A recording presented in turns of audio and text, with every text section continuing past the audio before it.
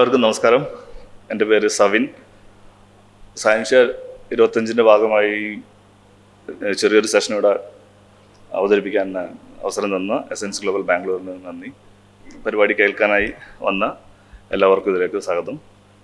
അപ്പോൾ ഞാൻ അവതരിപ്പിക്കുന്ന വിഷയം പൊതുബോധത്തിലെ യുക്തിവൈകല്യങ്ങൾ എന്നാണ്. മലയാളത്തിൽ എഴുതുമ്പോൾ ചെറുതായിട്ട് എന്താണെന്ന് ഒരു പിടികിട്ടാത്ത ഒരു രീതി തോന്നുമെങ്കിലും ലളിതമായി പറയുകയാണെങ്കിൽ നമ്മുടെ പബ്ലിക് ഒപ്പീനിയൻ അല്ലെങ്കിൽ നമ്മൾ പൊതുവായിട്ട് കാണുന്ന കാര്യങ്ങളിലെ എറേഴ്സ് ഇൻ തിങ്കിങ്. യുക്തിവൈകല്യം എന്ന് പറഞ്ഞാൽ നമ്മുടെ ചിന്തകളിൽ വരുന്ന തെറ്റുകൾ, ചിലപ്പോൾ പലതും നമ്മൾ അറിഞ്ഞുകൊണ്ടോ അറിയാതെ ചെയ്യുന്നതായിരിക്കും. അതിനെപ്പറ്റിയുള്ളൊരു വിശകലനമാണ് ഞാൻ എന്ന് ഉദ്ദേശിക്കുന്നത്. പൊതുബോധത്തിലെ യുക്തിവൈകല്യങ്ങൾ. നമുക്ക് സെഷനിലേക്ക് കടക്കാം. ഈ വിഷയം പറയുന്നതിന് മുൻപ് ഇത് നമ്മൾ പറഞ്ഞു വെക്കേണ്ടതുണ്ട്. എന്താണ് യുക്തി? അപ്പോൾ യുക്തി ഇംഗ്ലീഷിൽ പറയുകയാണെങ്കിൽ ലോജിക്.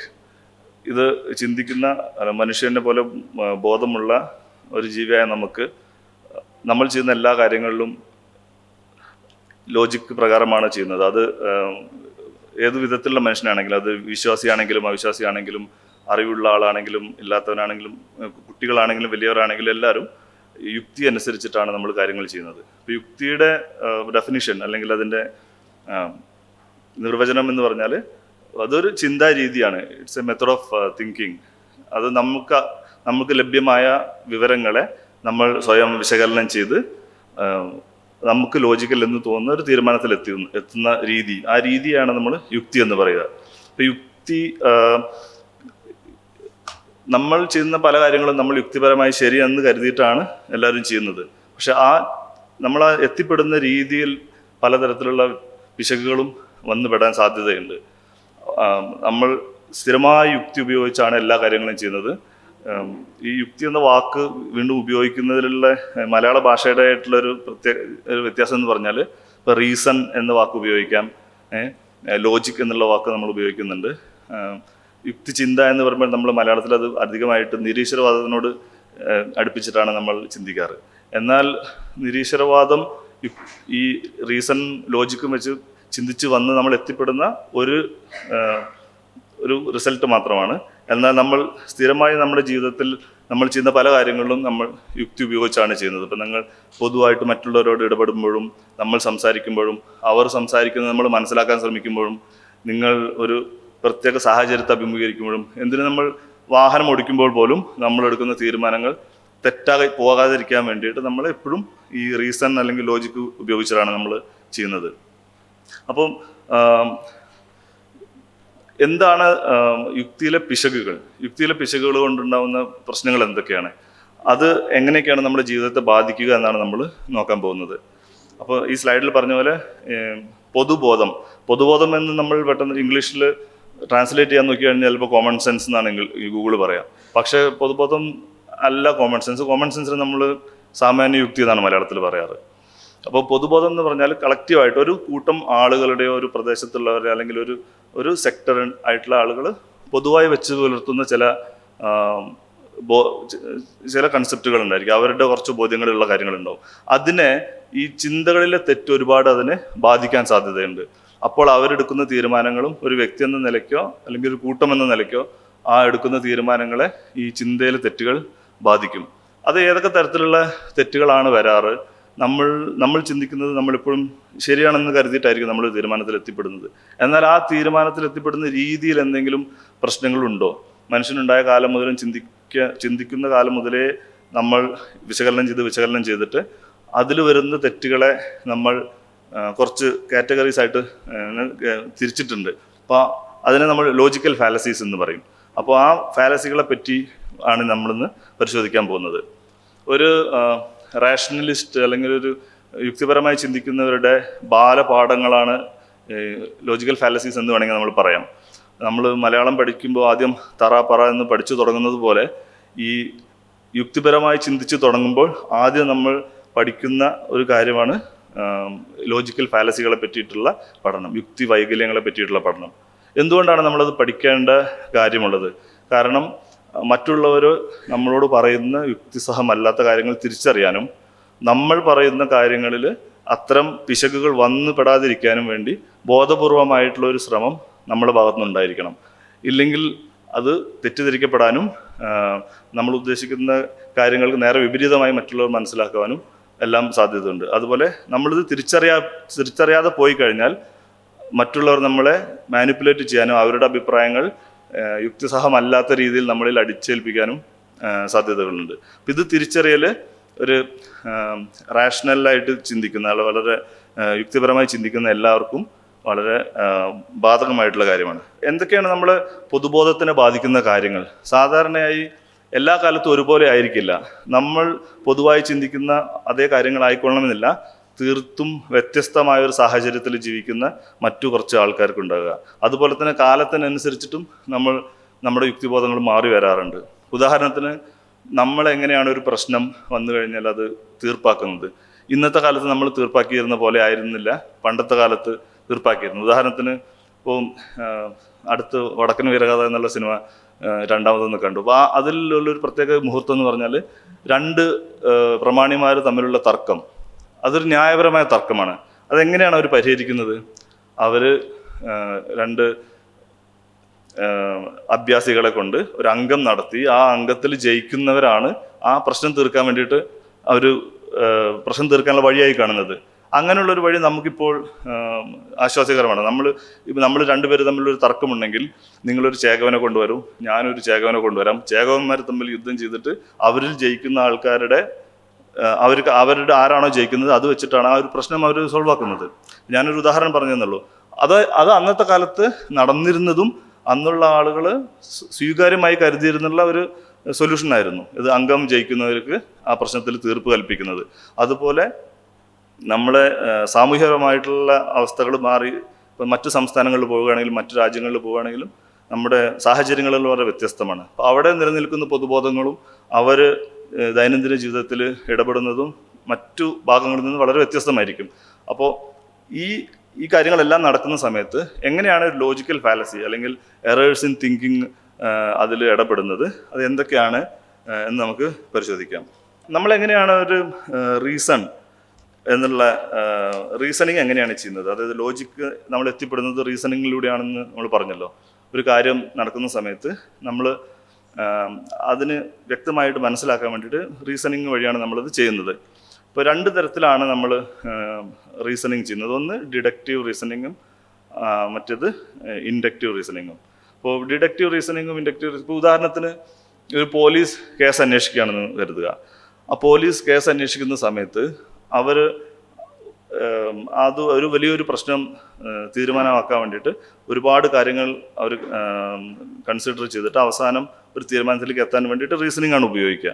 അപ്പം റീസണിങ്ങിലത്തെ ഡിഡക്റ്റീവും ഇൻഡക്റ്റീവും തമ്മിലുള്ള വ്യത്യാസം ഫസ്റ്റായിട്ട് നമുക്ക് മനസ്സിലാക്കാം. ഡിഡക്റ്റീവ് റീസണിങ് എന്ന് പറഞ്ഞാൽ ഒരു സാമാന്യമായ ഒരു തത്വം അത് ബേസ് ചെയ്തിട്ടായിരിക്കണം നമ്മൾ എത്തിപ്പെടുന്ന നിഗമനത്തിലേക്ക് പോവുക. ഉദാഹരണം പറയുകയാണെങ്കിൽ, മനുഷ്യൻ ആണെങ്കിൽ മരിക്കും. മഹാത്മാഗാന്ധി ഒരു മനുഷ്യനായിരുന്നു, അതുകൊണ്ട് മഹാത്മാഗാന്ധിക്ക് മരണമുണ്ട്. അപ്പോൾ അത് ഒരു ഉദാഹരണത്തിലാണ്. അപ്പോൾ അതിൽ നമ്മൾ എങ്ങനെയാണ് ആ മനുഷ്യന് മരണമുണ്ട് എന്നുള്ളത് ഒരു ഫാക്ച്വൽ ആയിട്ടുള്ള ഒരു ഉദാഹരണം വെച്ചിട്ടാണ് നമ്മൾ കണ്ടുപിടിച്ചത്. അതുപോലെ എല്ലാ പക്ഷികൾക്കും ചിറകുണ്ട്. കാക്ക ഒരു പക്ഷിയാണ്, അതുകൊണ്ട് കാക്കയ്ക്കും ചിറകുണ്ട്. ഇപ്പോൾ ഇതുപോലെ ലളിതമായ ഉദാഹരണങ്ങൾ കേട്ട് കഴിഞ്ഞാൽ നമുക്ക് ഓക്കെ, അത് വളരെ പെട്ടെന്ന് നമുക്ക് മനസ്സിലാവും. പക്ഷെ ഇത് ഇത്തിരി കോംപ്ലിക്കേറ്റഡ് ആയിട്ടുള്ള കാര്യങ്ങൾ വരുമ്പോൾ ആണ് നമ്മൾക്ക് തെറ്റുകൾ പറ്റാനുള്ള സാധ്യത. ആ സമയത്ത് നമ്മൾ ഇത്തരം ലളിതമായ കാര്യങ്ങളുടെ രീതി തന്നെ അവിടെയും ഉപയോഗിച്ച് കഴിഞ്ഞാൽ അത്തരം തെറ്റുകൾ പോവാതിരിക്കാൻ പറ്റും. ഉദാഹരണത്തിന്, ഇത് ഡിഡക്റ്റീവ് റീസണിങ് ആണ്. ഞാൻ മറ്റൊരു ഇതിൻ്റെ തന്നെ തെറ്റായിട്ടുള്ള രീതി ഇൻഡക്റ്റീവ് റീസണിങ്ങിൽ പറയാം. ഞാൻ കണ്ട എല്ലാ പക്ഷികളും പറക്കുന്നുണ്ട്. പെൻഗിൻ ഒരു പക്ഷിയാണ്, അതുകൊണ്ട് പെൻഗിനും പറക്കും. അത് വേണമെങ്കിൽ നമുക്കതൊരു യുക്തിയായിട്ട് ആദ്യം തോന്നുമെങ്കിലും അവിടെ ഒരു പ്രശ്നമുണ്ട്. ഈ ഇൻഡക്റ്റീവ് റീസണിങ്ങിൻ്റെ ഒരു പ്രോബ്ലം എന്ന് പറഞ്ഞാൽ, നമ്മളുടെ ഒരു ഒബ്സർവേഷൻ വെച്ചിട്ടാണ് നമ്മൾ ഒരു തീരുമാനത്തിൽ എത്തിപ്പെടുന്നത്. നമ്മൾ ആ ഒബ്സർവേഷൻ സത്യമാണ്, അതൊരു ഫാക്റ്റ് ആണെന്നുള്ള ഉറപ്പിച്ചിട്ടാണ് നമ്മൾ തീരുമാനം എടുക്കുന്നത്. അവിടെ ആ നമ്മൾ ഒബ്സർവ് ചെയ്യുന്ന കാര്യം ഫാക്റ്റ് അല്ല എന്നുണ്ടെങ്കിൽ തീരുമാനം തെറ്റാനുള്ള സാധ്യത ഉണ്ട്. അപ്പോൾ നമ്മൾ തമാശക്കായിട്ട് സിനിമകളിലും ഒക്കെ കണ്ടിട്ടുണ്ട്, ഇത്രയും കാലം ഞാൻ അതുവഴി നടന്നിട്ടും അങ്ങനെ ഒരു മരം അവിടെ നിൽക്കുന്നത് ഞാൻ കണ്ടില്ല എന്ന്.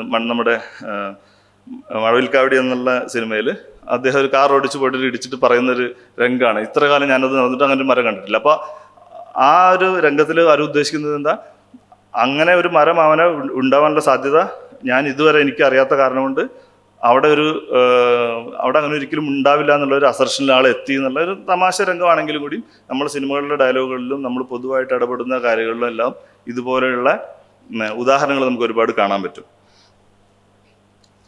പിന്നെ ഈ ഇൻഡക്റ്റീവ് റീസണിങ്ങിൻ്റെ മറ്റൊരു ഉദാഹരണം, ഞാൻ ഒരു പാർക്കിൽ പോകുമ്പോൾ അവിടെയുള്ള all dogs in the parks are friendly.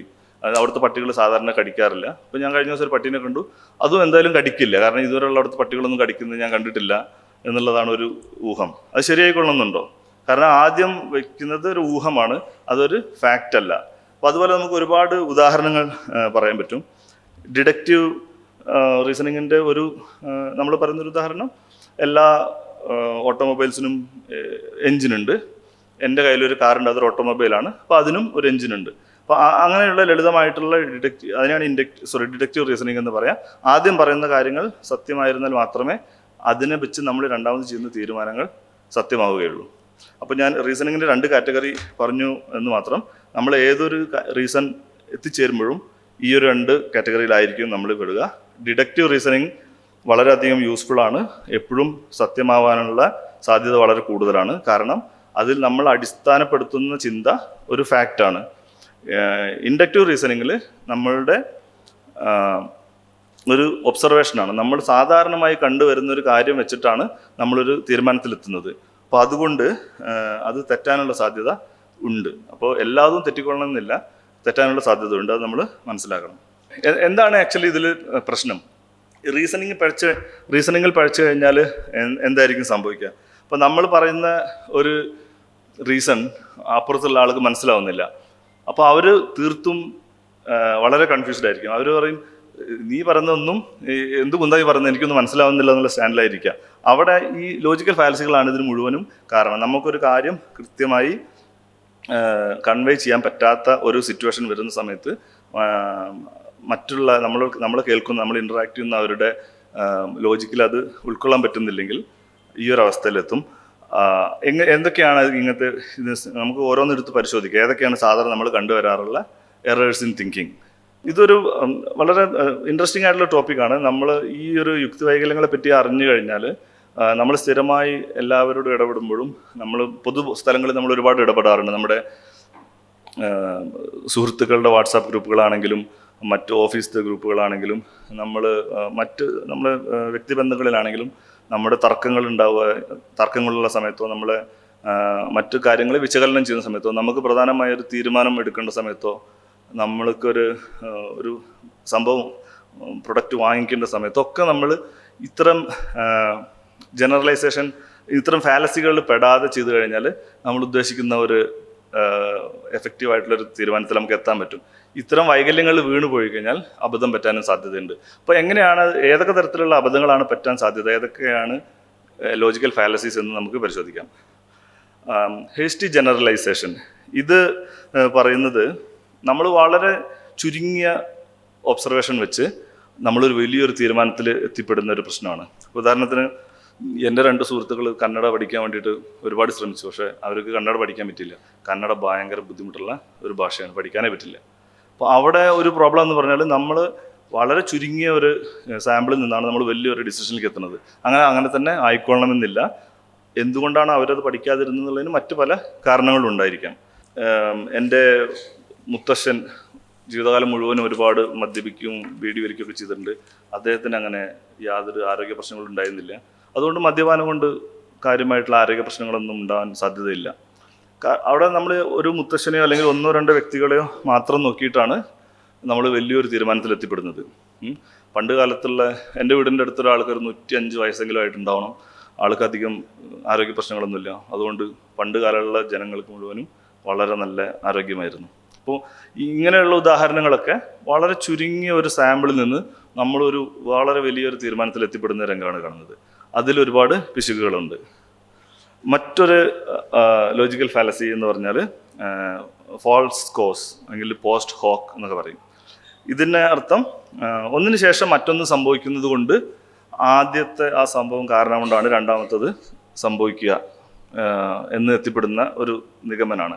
ഇത് നമ്മൾ വളരെയധികം നമ്മളെ ദൈനംദിന ജീവിതത്തിൽ നമ്മൾ കേൾക്കാറും കാണാറും അനുഭവപ്പെടാറുള്ള ഒരു സംഭവമാണ്. അപ്പോൾ നമ്മൾ കൂടിയിരിക്കുന്ന നമ്മളിൽ പലരും നമ്മൾ നിരീശ്വരവാദികളുണ്ട്, വിശ്വാസികളുണ്ട്, പല ഈ വിശ്വാസത്തിൻ്റെ അവസ്ഥകളിൽ പല എന്താ പറയുക, പല സ്റ്റേജുകളിൽ നിൽക്കുന്നവരുണ്ട്. അതായത് അഗ്നോസ്റ്റിക് ആയിട്ടുള്ളവരുണ്ടാവും, ഇതിനെക്കുറിച്ച് കൂടുതൽ അറിയാൻ ശ്രമിക്കുന്നവരുണ്ടാവും. നമ്മൾ ഏത് തരത്തിലുള്ള ചിന്താഗതിയുള്ളവരാണെങ്കിലും കൂടി ഇത്തരം ഫാലസീസ് എല്ലാവർക്കും ബാധകമാണ്. നമ്മൾ അതിനെപ്പറ്റി കൂടുതലായിട്ട് പഠിക്കണം. അപ്പോൾ ഈ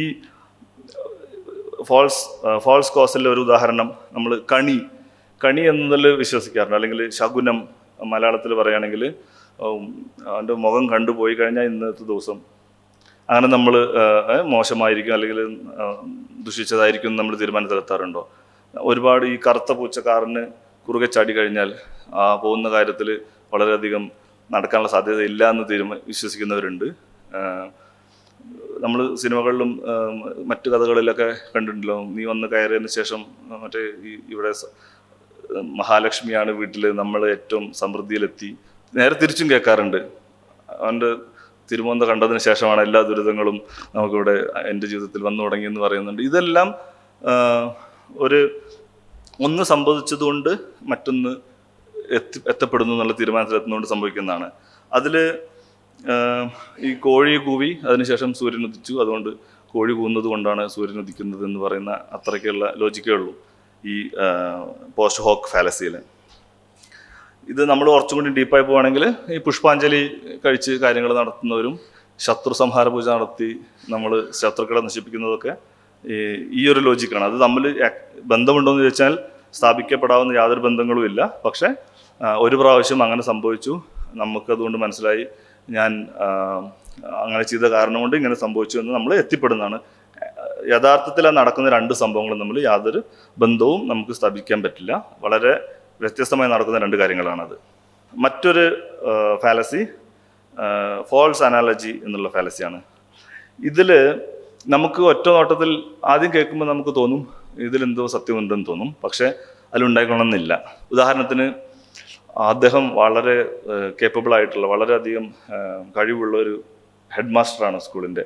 അതുകൊണ്ട് അദ്ദേഹം ഒരു മുഖ്യമന്ത്രി ആയി കഴിഞ്ഞാൽ വളരെ നന്നായിട്ട് സംസ്ഥാനം ഭരിക്കാൻ പറ്റും. അപ്പോൾ ശരിക്കും നമുക്ക് തോന്നും ഓക്കെ, ഒരു സ്കൂള് ഒരുപാട് പേരെ അവർക്ക് ഒരുമിച്ച് കൊണ്ടുപോകണം, ഓരോ കാര്യങ്ങൾ കേൾക്കണം, ഒന്ന് മാനേജ്മെൻറ്റ് സ്കിൽ ചിലപ്പോൾ അവിടെ ഉപയോഗിക്കാറുണ്ടായിരിക്കും. പക്ഷെ എന്നിരുന്നാലും മുഖ്യമന്ത്രി എന്നുള്ള പൊസിഷൻ അല്ലെങ്കിൽ രണ്ടാമത് പറയുന്ന സ്റ്റേറ്റ്മെൻറ്റിലുള്ള ആ ഒരു പൊസിഷനും ആദ്യത്തും തമ്മിൽ വളരെയധികം ബന്ധങ്ങളില്ല. കാരണം രണ്ട് രീതിയിലും വിജയം കൈവരിക്കണം എന്നുണ്ടെങ്കിൽ അതിൻ്റേതായിട്ടുള്ള മറ്റു സ്കില്ലുകൾ ആവശ്യമുണ്ട്. ഇതിലുള്ള ഒരു പ്രശ്നം എന്ന് പറഞ്ഞാൽ നമുക്ക് ആദ്യം കേൾക്കുമ്പോൾ വളരെ ശരിയായിട്ട് തോന്നി. ഉദാഹരണത്തിന് പട്ടിയും പൂച്ചയും എല്ലാം പെറ്റുകളാണ്. അപ്പോൾ നമുക്ക് പട്ടിയെ ഇരിക്കാനും നിൽക്കാനും ഷെയ്ക്കാനും കൊടുക്കാനൊക്കെ പഠിപ്പിക്കാം, അതുപോലെ നമുക്ക് പൂച്ചയും പഠിപ്പിക്കാം എന്നുള്ള ഒരു വാദമാണ്. ശരിക്കും പട്ടിയും പൂച്ചയും പെറ്റുകളാണെന്നുള്ളത് ഒരു കോമൺ ആയിട്ടുള്ള ഫാക്ടർ ആണെങ്കിലും ഈ പട്ടിയെ പഠിപ്പിക്കുന്ന പോലെ പൂച്ചയെ പഠിപ്പിക്കാൻ പറ്റുമോ ഇല്ല എന്നുള്ള കാര്യം വളരെ വ്യത്യസ്തമായ വിഷയമാണ്. നിങ്ങൾക്ക് ഒരു ഡോഗ് ട്രെയിനിങ് പോലെ കാറ്റ് ട്രെയിനിങ് പറ്റില്ല. ഹെഡിങ് ദ കാറ്റ് എന്നൊരു പ്രയോഗം തന്നെ ഉണ്ട്. കാറ്റ് അങ്ങനെ നമ്മുടെ ഇൻസ്ട്രക്ഷൻസ് കറക്റ്റായിട്ട് അനുസരിക്കുന്ന ഒരു ജീവി അല്ല. പക്ഷെ അങ്ങനെ ഒരു ചിന്ത നമ്മളിൽ ഉളവാക്കാൻ ഈ ഫോൾസ് അനാലജി ഫാലസിക്ക് കഴിവുണ്ട്. മറ്റൊരു വാദം പറയുകയാണെങ്കിൽ നമ്മൾ ഫാക്ച്വലായിട്ട് പറയാം, കാർ അപകടത്തിൽ മരിക്കുന്ന ആളുകളുടെ അത്ര ആളുകൾ വിമാനാപകടത്തിൽ മരിക്കുന്നില്ല. അപ്പോൾ വിമാനാപകടം വളരെ സേഫാണ്. പക്ഷെ അത് പറയുന്നതിന് പകരം എന്ത് പറയും, ഒരു വിമാനം ക്രാഷ് ആയി കഴിഞ്ഞാൽ നിങ്ങൾ മരിക്കാനുള്ള സാധ്യത കുറവാണ്, കാരണം വിമാനത്തിൽ നിന്ന് മരിച്ച ആൾക്കാരുടെ എണ്ണം വളരെ കുറവാണെന്ന് പറയും. ഒന്നുകൂടി പറയുകയാണെങ്കിൽ കാർ അപകടത്തിൽ മരിച്ച ആളുകളുടെ അത്ര അധികം പേര് വിമാനാപകടത്തിൽ മരിക്കുന്നില്ല. അതുകൊണ്ട് വിമാനാപകടം സംഭവിച്ചാലും നിങ്ങൾ മരിക്കാനുള്ള സാധ്യത കുറവാണ്. അതിൽ വളരെ വലിയൊരു തെറ്റുണ്ട്. നമ്മൾ അവൈലബിൾ ആയിട്ടുള്ള കണക്കുകൾ തെറ്റായ രീതിയിൽ ഉപയോഗിച്ച് എത്തപ്പെടുന്ന ഒരു നിഗമനമാണ് ഈ ഫോൾസ് അനാലജിയുടെ പ്രശ്നം. അങ്ങനത്തെ ഉദാഹരണങ്ങൾ നമ്മളോട് ആരെങ്കിലും പറയുമ്പോൾ അത് നമ്മൾ ചൂണ്ടിക്കാണിക്കണം, അതിൽ പ്രശ്നങ്ങളുണ്ട്, പിശകുകളുണ്ടെന്ന് നമ്മൾ മനസ്സിലാക്കണം. മറ്റൊരു യുക്തിവൈകല്യമാണ് കൺഫർമേഷൻ ബയാസ്. ഇത് പക്ഷേ ഒരുപക്ഷെ നമ്മൾ ഒരുപാട് ദൈനംദിന ജീവിതത്തിൽ കാണുന്ന ഒരു വൈകല്യമാണ്. നമുക്ക് പലർക്കും നമുക്കില്ലെങ്കിൽ നമ്മളത് കേൾക്കുന്നത് ഒരു രാഷ്ട്രീയ ചർച്ച, ഒരു ചാനൽ ചർച്ച കേൾക്കുമ്പോഴും അതിൽ സ്വന്തം താല്പര്യം ഉള്ള പാർട്ടിയെയോ അല്ലെങ്കിൽ സ്വന്തം താല്പര്യമുള്ള ഒരു കമ്പനിയോയോ രാജ്യത്തെയോ ഒക്കെ യുക്തിക്ക് അതീതമായി അതിനുവേണ്ടി വാദിക്കുന്നവരെ നമ്മൾ കാണാം. ഉദാഹരണത്തിന് അവിടെയാണ് നമ്മൾ ഈ സംഘി, കമ്മി എന്നുള്ള പേരുകളൊക്കെ വരാനുള്ള ഏറ്റവും വലിയ കാരണം. നമ്മൾക്ക് അങ്ങനത്തെ അതൊരു നെയിം കോളിംഗ് ആണെങ്കിൽ കൂടി ആ വിളിയുടെ പുറകുവശം എന്ന് പറഞ്ഞു കഴിഞ്ഞാൽ ചില ലക്ഷണങ്ങൾ അവർ കാണിക്കുന്നുകൊണ്ടായിരിക്കും. ഉദാഹരണത്തിന് നമ്മൾ എന്താണോ സ്ഥാപിക്കാൻ ശ്രമിക്കുന്നത് അതിനെതിരായിട്ട് വരുന്നുള്ള ഒരു അഭിപ്രായം നമ്മൾ ആ മെറിറ്റിൽ എടുക്കില്ല.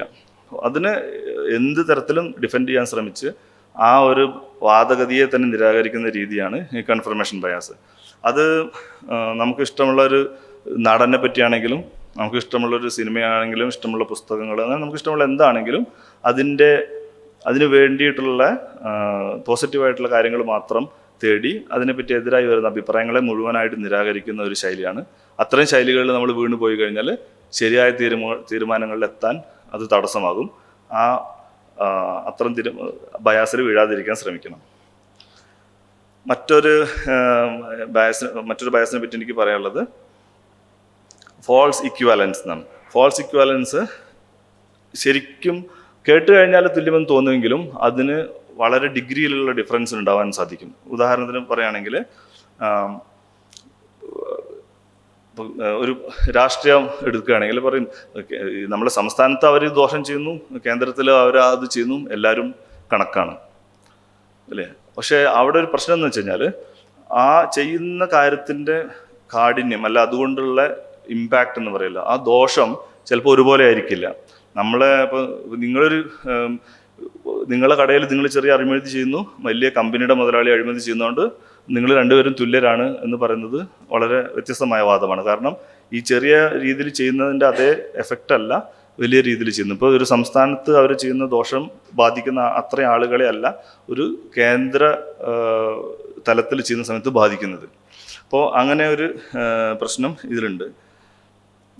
മറ്റൊരു വാദം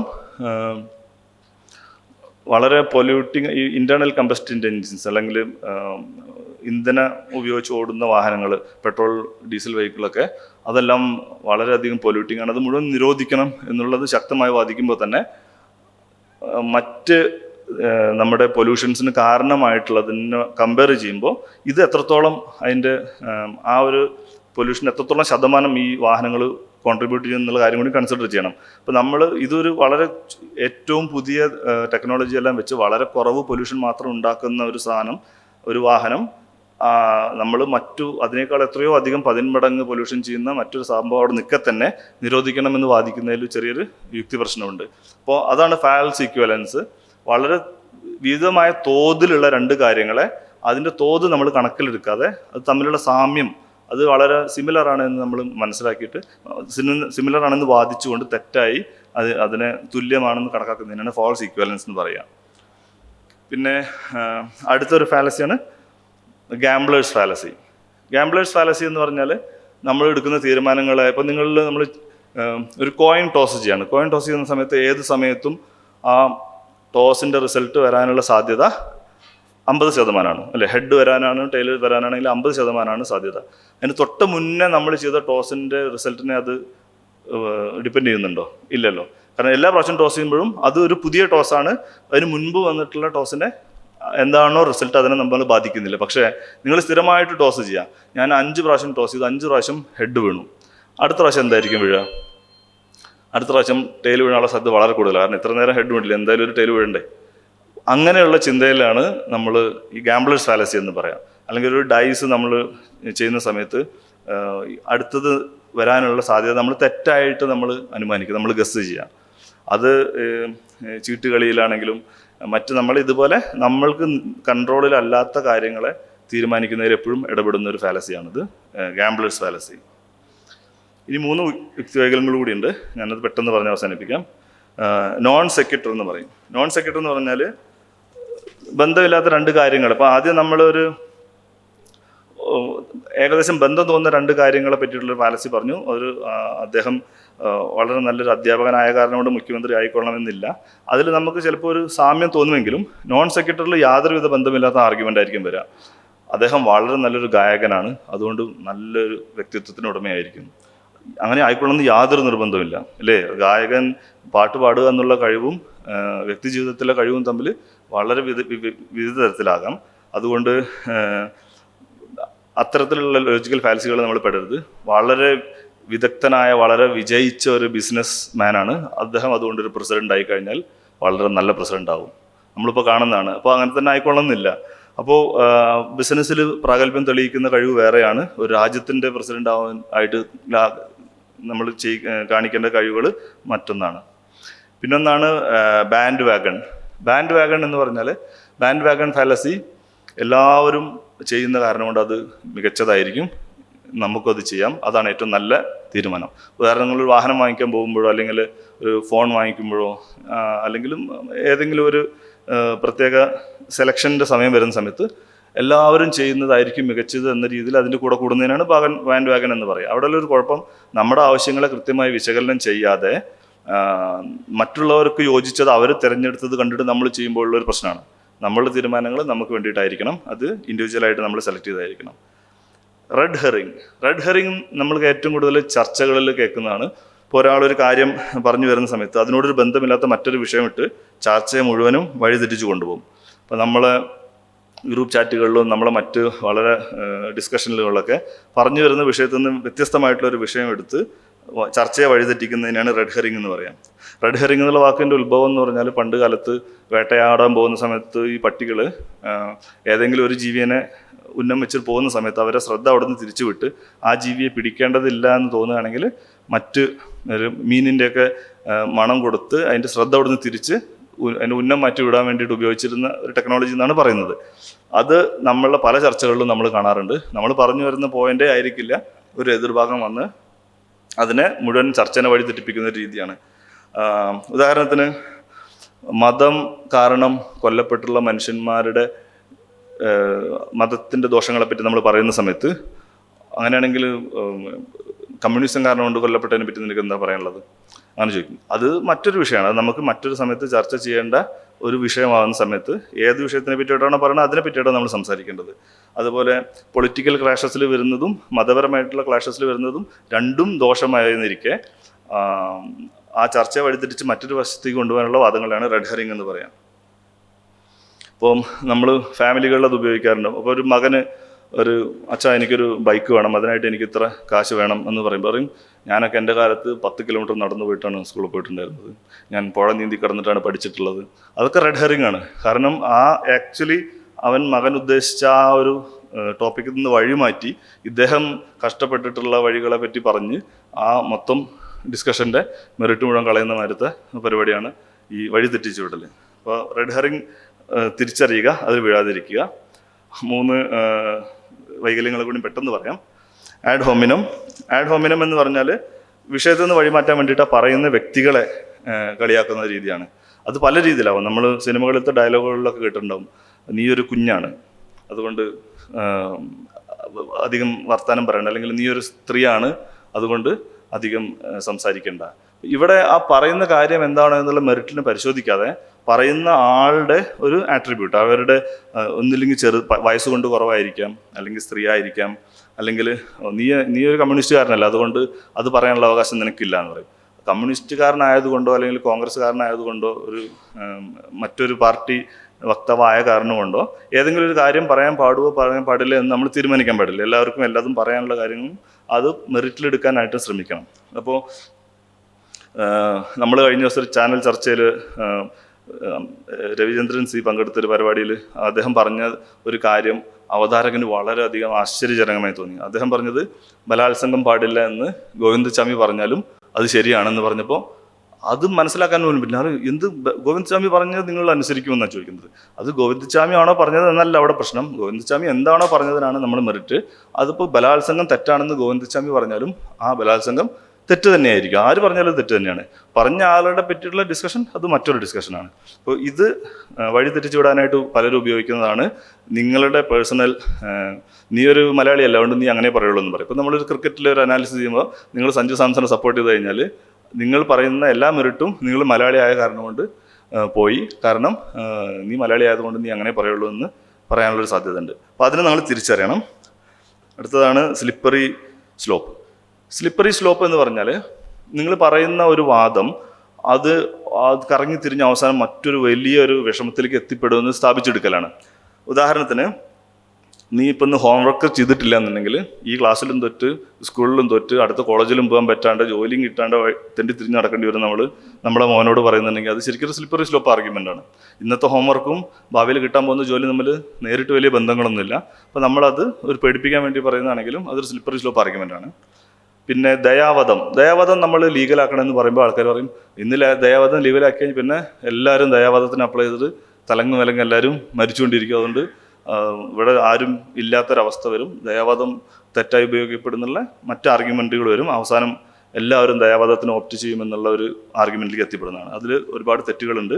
അങ്ങനെ ഉപയോഗിക്കേണ്ട ഒരു അവസ്ഥയല്ല ദയാവധം അല്ലെങ്കിൽ യൂത്തനേഷ്യ എന്ന് പറഞ്ഞിട്ടുള്ള കാര്യം. ഇത് നമ്മൾ സ്ഥിരമായിട്ട് കേൾക്കുന്ന ഒരു ഫാലസിയാണ്. നിൻ്റെ അച്ഛനട പറയുന്നത് കത്തി താഴെട എന്നൊക്കെ പറയുന്നതൊക്കെ അപ്പീൽ ടു ഇമോഷൻ അല്ലെങ്കിൽ അപ്പീൽ ടു അതോറിറ്റി എന്നൊക്കെ പറയുന്ന ഒരു ടേമാണ്. 10 മാസം വയറ്റിൽ ചുമന്ന് കിടന്നതല്ലടാ ഞാൻ പറയുന്നത് നീ കേൾക്ക്. അതും ഒരു അപ്പീൽ ടു ഇമോഷനാണ്. നിങ്ങൾക്ക് എന്നോട് സ്നേഹം ഉണ്ടെങ്കിൽ നിങ്ങൾ എന്തായാലും എനിക്കത് വാങ്ങിച്ചു തരണം. അത് ചെയ്യുന്നില്ലെങ്കിൽ എന്നോട് സ്നേഹമില്ല എന്നുള്ളതാണ് അർത്ഥം. ഈ അപ്പീൽ ടു ഇമോഷനിൽ ഒരുപാട് appeal to fear, appeal to empathy, ഒരുപാട് നമ്മൾ പരസ്യത്തിലും ഒക്കെ ഒരുപാട് ഉപയോഗിക്കുന്ന ഒരു ഫാലസിയാണ് ഈ അപ്പീൽ ടു ഇമോഷൻ. വളരെ പവർഫുൾ ആയിട്ടുള്ള ഫാലസിയാണ്. ദൈനംദിനമായി നമ്മളെല്ലാവരും വീണു പോകുന്ന ഒരു ഫാലസിയും കൂടിയാണ്. അപ്പോൾ കൃത്യമായി അത് മനസ്സിലാക്കുക, ഫാലസികളെ തിരിച്ചറിയുക. ഈ ഒരു ടോപ്പിക്കിൽ നിങ്ങൾക്ക് താല്പര്യമുണ്ടെങ്കിൽ ഒരുപാട് റിസോഴ്സസ് നമ്മുടെ പൊതുമണ്ഡലത്തിലുണ്ട്. നിങ്ങൾ യൂട്യൂബുകളിൽ പ്രഗത്ഭരായ ഒരുപാട് പേര് അവതരിപ്പിച്ച വിഷയങ്ങളുണ്ട്. വളരെ കൃത്യമായി മികച്ച ഉദാഹരണം വഴി എല്ലാവരും പറയുന്നുണ്ട്. എനിക്ക് വളരെയധികം താല്പര്യം തോന്നിയ ഒരു വിഷയമായതുകൊണ്ടാണ് എല്ലാവരും പറയുന്നൊരു വിഷയമാണെങ്കിലും കൂടി ഞാനിത് എടുത്തത്. ഇത് ശരിക്കും നമ്മുടെ റീസൺ അല്ലെങ്കിൽ ലോജിക്കൽ തിങ്കിങ്ങിൻ്റെ തറ പറ പന ആണ് ഈ സാധനം. ഇവിടുന്നാണ് നമ്മൾ തുടങ്ങേണ്ടത്. അപ്പോൾ ഏറ്റവും ബേസിക് ആയിട്ടുള്ള ഇവർക്ക് ആർക്കെങ്കിലും താല്പര്യം തോന്നിയിട്ടുള്ള വിഷയം ഇത് തോന്നുന്നുണ്ടെങ്കിൽ നിങ്ങൾ ഇതിനെ കൂടി കൂടുതൽ അറിയാൻ ശ്രമിക്കുക. നമ്മുടെ ജീവിതത്തിൽ ഇത് തിരിച്ചറിയുക. ഇതൊക്കെ നമ്മൾ പറഞ്ഞെങ്കിലും നമ്മൾ ഇതിൽ വീണ് പോകുമോ എന്ന് ചോദിച്ചാൽ വീണ് പോകും. പൂർണ്ണമായി ഇതിന്ന് നമുക്ക് മുക്തമായി ഒരു സ്റ്റാൻഡ് എടുക്കൽ പലപ്പോഴും സാധ്യമല്ല. പിന്നെ ആരെന്ത് പറഞ്ഞാലും അതിലൊരു ഫാലസി ഉണ്ടെന്ന് ചിന്തിക്കുന്നതും ശരിയല്ല. അതിനെ ഫാലസി ഓഫ് ഫാലസി എന്ന് പറയും. അതായത് അതിലൊരു ഫാലസി ഉണ്ട് എന്ന കാരണം കൊണ്ട് അവൻ പറയുന്നതിൽ യാതൊരു മെറിറ്റും ഇല്ല എന്ന് കണക്കാക്കുന്നതും ഒരു ഫാലസിയാണ്. അപ്പോൾ ഫാലസികളെ കൈകാര്യം ചെയ്യുമ്പോൾ വളരെയധികം യുക്തിസഹമായി ചിന്തിച്ച് നിങ്ങൾക്ക് ആദ്യം തന്നെ മനസ്സിൽ തോന്നുന്ന വിഷയം ശരിയാണെന്ന് 2-3 പ്രാവശ്യം ആലോചിച്ച് ഉറപ്പ് വരുത്തി തീരുമാനത്തിലെത്താം. അങ്ങനെ നമുക്ക് മികച്ച ചിന്തയുടെ ഉടമകളായി മികച്ച മനുഷ്യരായി മുന്നോട്ട് പോകാം. എൻ്റെ ഇത്ര നേരം എന്നെ കേട്ടിരുന്ന എല്ലാവർക്കും നന്ദി. താങ്ക്സ്. നന്ദി ശ്രീ സവിൻ വാസുദേവൻ.